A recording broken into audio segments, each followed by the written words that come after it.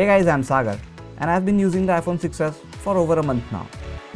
If you guys are wondering why I got the iPhone 6s and not the 6s Plus, then you guys should watch this video, where I tell you why I'm not getting the iPhone 6s Plus. Every alternate year, Apple releases a S update to its iPhones.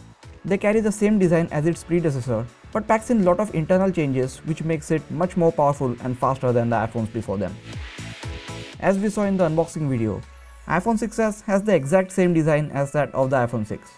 It's just 2mm thicker and 14 grams heavier. I honestly don't mind the extra weight, as it makes the phone feel even better while holding it in your hand. Although the looks are similar to the previous iPhone, the materials used to build this phone have changed a bit. Apple has used 7000 series aluminum to build the new iPhones. It's stronger and more durable than the aluminum used in previous phones. Thanks to the new build materials, you don't have to worry about any of these iPhones bending in your pocket. The size and the resolution of the display is same as before. It's still a 4.7-inch display with a resolution of 1334 by 750 pixels with great color reproduction and wide viewing angles. But the display of the iPhone 6s has a unique feature sitting under it. It is a pressure sensitive display.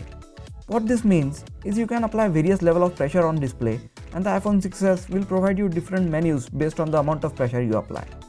Apple calls this 3D touch. I have made a separate video about this and what all you can do with this new input method. So make sure you check that video as well. I'll leave a link to that video in the description section and also an annotation to it on the screen. The new pressure sensors placed below the display makes this phone a bit thicker. Other than the thickness and a S below the iPhone at the back, there is nothing that has changed externally on the iPhone 6s. If you put a case or skin on this phone, it will be very difficult to differentiate it from the iPhone 6. The S in its name definitely stands for speed, as this new iPhones brings in a number of speed improvements under its hood. First being the latest A9 processor, which is still dual core but now clocked at 1.85 GHz. The RAM is now increased from 1 to 2 GB, thanks to which multitasking is even smoother and games and apps in the background are always ready for you to jump back into them. According to some benchmark tests done by AnandTech, the storage on these new iPhones is almost twice as fast as any of the flagship smartphones in the market. I'll leave a link to AnandTech's report in the description section. You guys should definitely check it out.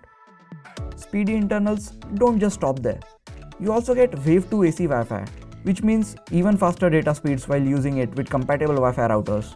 It supports LTE advanced technology as well, giving you super fast internet speeds, that is, if your operator is capable of providing them. The Touch ID sensor on the iPhone 6s is lightning fast. It's one of the fastest and most reliable fingerprint sensor on any smartphone. I have been using the iPhone 6s for over a month now and it has worked 100% of time. I am yet to see the try again message on this phone, even if my fingers are too cold or a bit wet.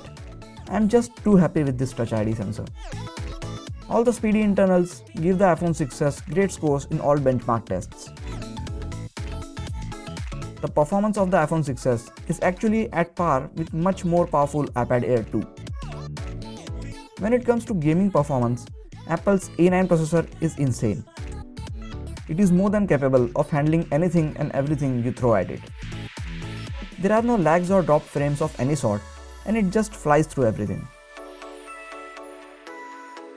Even with a slow dual-core processor and just 2 GB of RAM, the iPhone 6s can open all the games a lot faster when compared with many of the flagship Android devices out there.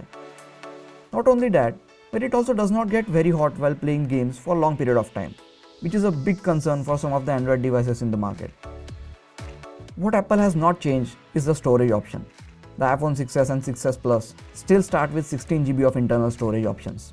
Having a 16 GB onboard storage with no option to expand it via microSD card is just not acceptable right now. With the app sizes going up day by day and the new iPhones capable of shooting 4K video, 16 GB is just not enough for any users out there. This brings us to the camera.